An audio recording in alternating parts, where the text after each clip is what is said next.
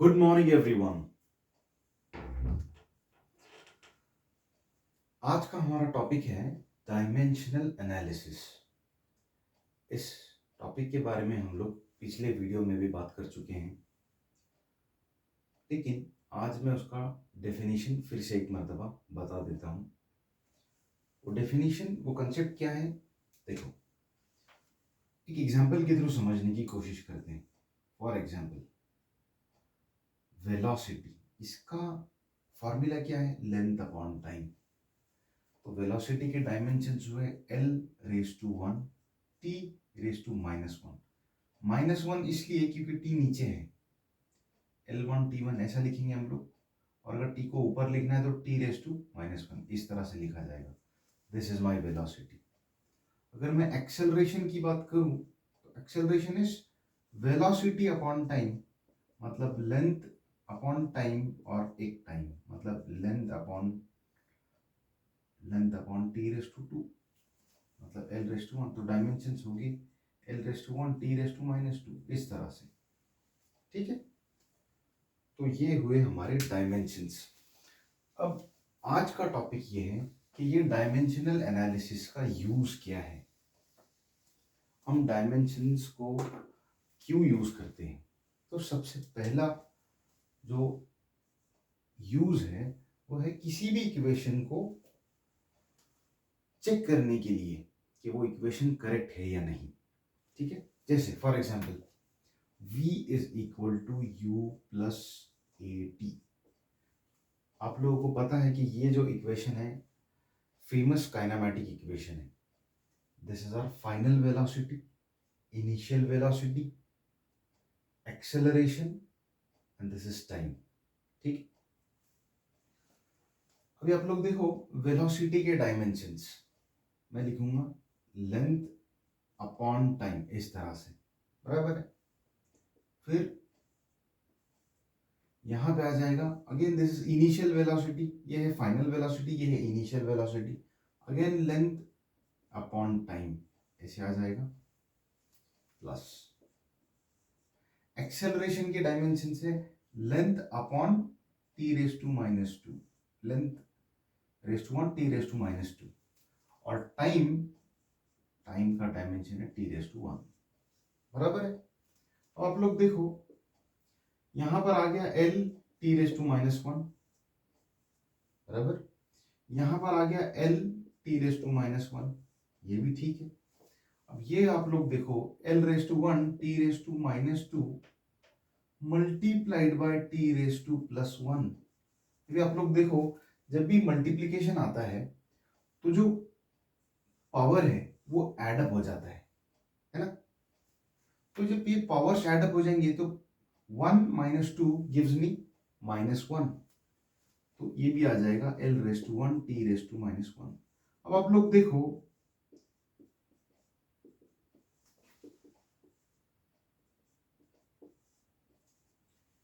L T minus one L T minus one L T minus one, मतलब ये है कि five apple plus two apple is seven apple. आ रहा है समझ में? मतलब apple plus apple should give me apple, ये उसका मतलब होता है कि डायमेंशनली ये इक्वेशन करेक्ट है। अगर मैं ऐसे लिखता हूं कि Apple plus Apple is giving me banana, for example, तो ये इक्वेशन डायमेंशनली करेक्ट नहीं है। Apple plus apple should give me Apple. ठीक है, इसी तरह से वेलोसिटी के डायमेंशंस प्लस वेलोसिटी के dimensions should give me the dimension of the velocity only. Is that okay? तो ये हमारा पहला यूज हो गया कि किसी भी इक्वेशन को हम चेक कर सकते हैं कि वो इक्वेशन डायमेंशनली करेक्ट है या नहीं, with the help of dimensional analysis. Is that okay? ठीक है,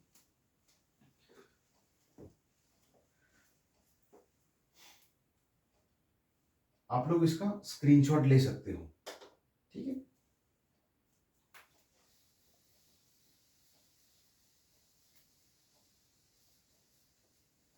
अब हम लोग बात करेंगे यूज नंबर टू की। एक एग्जाम्पल लेते हैं अपन, t equal to two pi root L upon G. ये एक इक्वेशन दिया हुआ है। ये क्या है? Time period of a simple pendulum. Pendulum किसे कहा जाता? घड़ी के नीचे एक ऐसा रॉड होता है, वो ऐसे ऐसे घूमता रहता है ना। तो कोई भी चीज अगर इस तरह से एक ही प्लेन में मूव कर रही है ग्रेविटी में, तो उसको हम लोग पेंडुलम बोलते हैं। कि टी क्या है? इस कॉर्नर से यहां तक जाना और वापस यहां तक आना, ये एक साइकिल हुआ। एक साइकिल को लगने वाला वक्त, time required for one cycle in is known as time period. तो ये है time period is equal to 2 pi, ये तो एक कांस्टेंट नंबर है।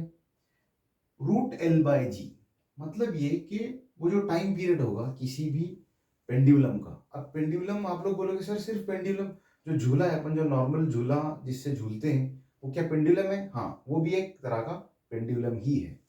तो उसका जो टाइम पीरियड होगा वो उसके लेंथ को प्रोपोर्शनल होगा और डायरेक्टली प्रोपोर्शनल। लेंथ ज्यादा होगा टाइम ज्यादा लगेगा, मतलब जिस झूले की लंबाई ज्यादा होगी उसको एक राउंड मारने के लिए वक्त ज्यादा लगेगा। ये है एक्सेलरेशन ड्यू टू ग्रेविटी। ये तो normally on the surface of the earth constant होती है, ठीक है। तो ये एक इक्वेशन है जिसके बारे में शॉर्ट में मैंने आप लोगों को बता दिया। अब इस इक्वेशन को हम लोग लिखेंगे कैसे? t इक्वल टू 2 पाई, ये कांस्टेंट है। कांस्टेंट जो नंबर होता है वो डायमेंशनलेस होता है, उसके कोई डायमेंशंस नहीं होते। अब मैं लिखूंगा length raise to half. Root L को रेज टू हाफ भी लिखा जाता है, ठीक, divided by acceleration due to gravity raise to half, बराबर है। अब मैं क्या करूंगा, इसी को इस तरह लिखूंगा कि this is time period T, length raise to half and gravity raise to minus half. आ रहा है समझ में? मतलब बेसिक हमारा डायमेंशंस के हिसाब से इक्वेशन ये बनता है। अब हम लोग चेक करेंगे कि ये जो दोनों वैल्यूज हैं ये वाकई में प्लस हाफ और माइनस हाफ होने चाहिए या नहीं होने चाहिए।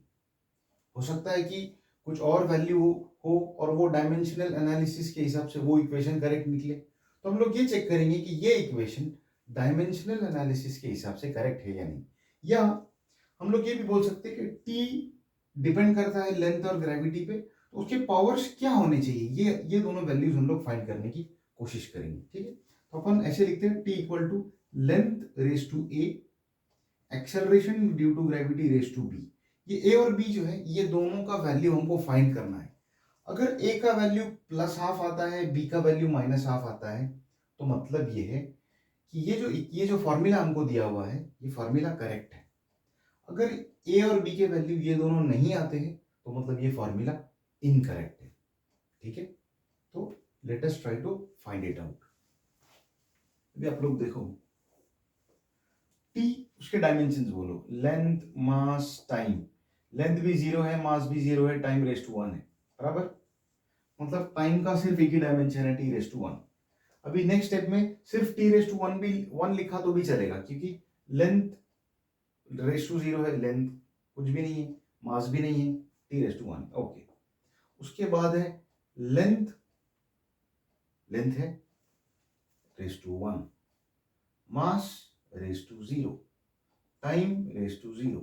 दिस टोटल, ये लेंथ के डायमेंशन हुए, रेज टू ए है, ये मैंने लिख दिया ए, ठीक, multiplied by again this is acceleration due to gravity, mass raise to 0, length raise to 1, T raise to -2, acceleration इसके dimension L1 T raise to -2 ऐसे होते हैं। अब ये acceleration due to gravity raise to b है, यहां मैं लिखूंगा p, ठीक है। अभी हम लोग क्या करेंगे, सिर्फ L के जो वैल्यूज है वो कंसीडर करेंगे, ठीक है। L यहां पर क्या है, L रेज टू 0 है, is equal to okay, L raise to 1 and then it is raise to a, तो a multiplied by 1 will give me L raise to a, बराबर है, ठीक है। Multiplied by again L raise to 1 and that raise to b, तो b multiplied by 1 will be L raise to b। Now जब भी multiplication का sign होता है ये जो पावर होता है ये एडअप हो जाता है ना, मतलब L raise to a plus b हुआ वो, स्टार्ट हो गई। अब आप लोग देखो L रेज टू 0 है और इधर L raise to a plus b है, मतलब ये जो पावर है ये इक्वल हुआ। मतलब ये कि a प्लस b इसका वैल्यू 0 है, ये हमको एक इक्वेशन मिल गया। क्लियर है? ठीक है। अब हम लोग मास कंसीडर करेंगे, मास रेज टू 0, इधर mass raise to 0 into A is 0, फिर mass raise to 0 into B is again 0, तो ये तो सब 0 0 आ रहा है।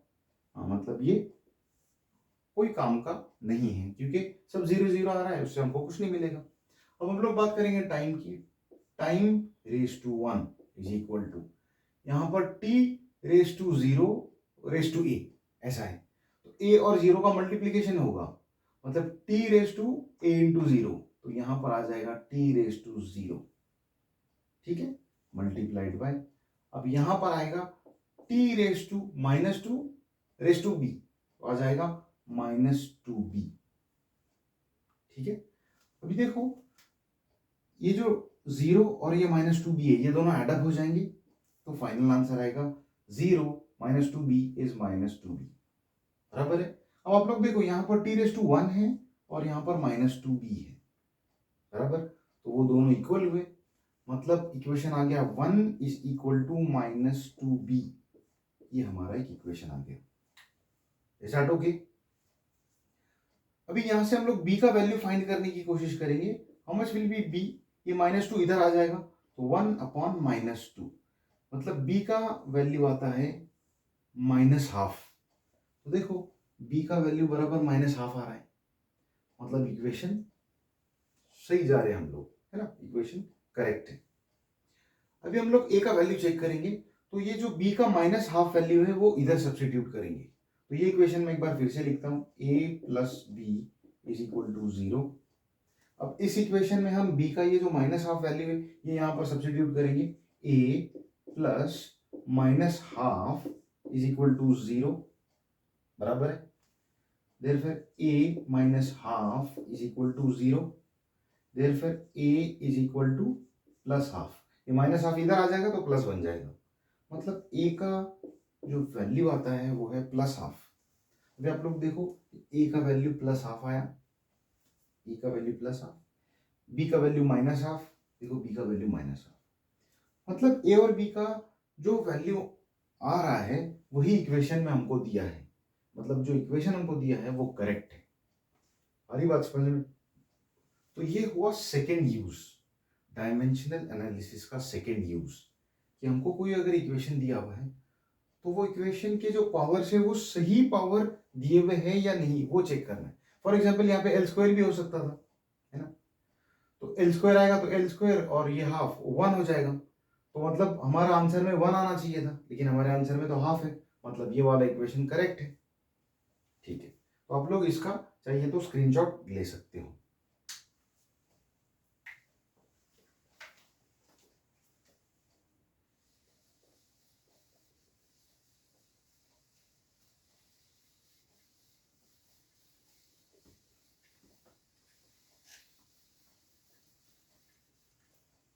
अब हम लोग बात करेंगे तीसरे यूज के बारे में, third use, to find out conversion factor. Conversion factor find करना है हमको, ठीक है। फॉर एग्जाम्पल जैसे हर चीज का एक स्टैंडर्ड यूनिट है, एक एसआई यूनिट है या एमकेएस यूनिट है और एक सीजीएस यूनिट है। फॉर एग्जाम्पल 1 मीटर ये हमारा स्टैंडर्ड यूनिट है और उसका सीजीएस यूनिट क्या है, सेंटीमीटर। तो हम लोग को पता है कि एक 1 मीटर इज 100 सेंटीमीटर, बराबर है, जैसे 1 किलोमीटर इज 1000 मीटर। तो ये कन्वर्जन फैक्टर हमको पता है ना कि 1 metre is 100 centimetre, 1 kilometre is 1000 metre, है ना। जैसे हम लोग बात करेंगे कि 1 फुट इज 12 इंचेस, तो ये जो कन्वर्जन फैक्टर है 12, 100, 1000, वो किस तरह से फाइंड करना है वो हम लोग देखेंगे डायमेंशनल एनालिसिस से, ठीक है। अभी अपन एक सिंपल सा एग्जांपल लेते हैं, 1 न्यूटन। न्यूटन क्या है, फोर्स का यूनिट है, ये एमकेएस यूनिट है, स्टैंडर्ड यूनिट, ठीक है, is equal to how many dynes. ये डाइन क्या है, उसका छोटा वाला यूनिट है, जैसे मीटर का छोटा यूनिट सेंटीमीटर है, इसी तरह से फोर्स का न्यूटन है और डाइन है, ठीक है। अब हम लोग को ये देखना है कि 1 न्यूटन में कितने डाइन्स होते हैं। जैसे 1 मीटर में 100 सेंटीमीटर होते हैं, ऐसे 1 न्यूटन में कितने डाइन्स होते हैं। अब हम लोग क्या करेंगे, 1 newton is equal to let us से x डाइन्स। x डाइन ये प्लूरल फॉर्म में नहीं लिखा जाता है, it is x dyne. Is that okay? अब हम लोग क्या करेंगे, x का वैल्यू फाइंड करने की कोशिश करेंगे।